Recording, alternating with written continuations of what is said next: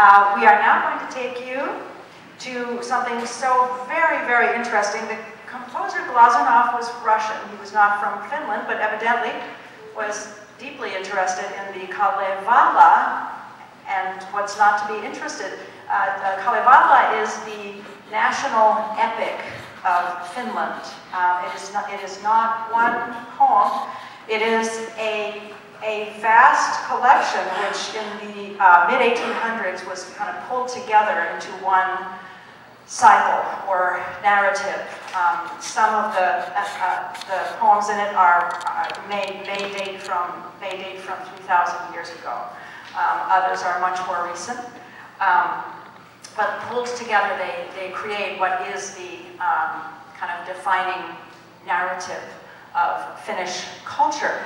And not only are the poems themselves traditional, but there is a traditional way of performing many of these poems, which is called runic chanting.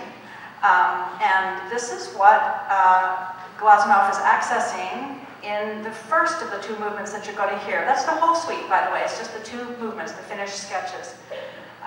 The idea is that the poem is being spoken to a repeating pair of melodies.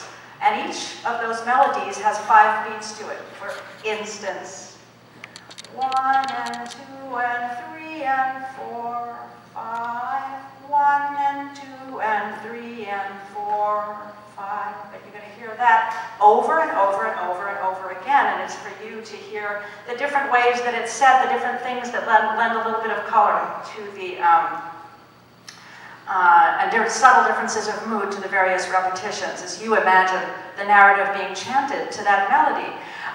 The second movement is not chant, but it's very interesting. It is a funeral dirge. I'll tell you more about that in just a moment. I want to give you just a tiny, tiny taste of one tiny fraction of one story from the Kalevala, in which a particular hero is hunting for the swan of death, and he is shot by the shepherd of the north, who is annoyed by his bad and disrespectful behavior.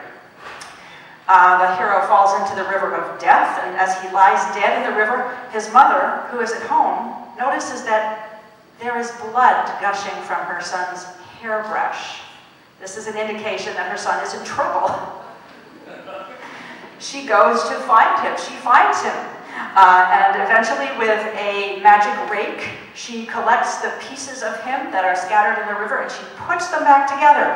And a bee brings to her the ingredients necessary to revive him.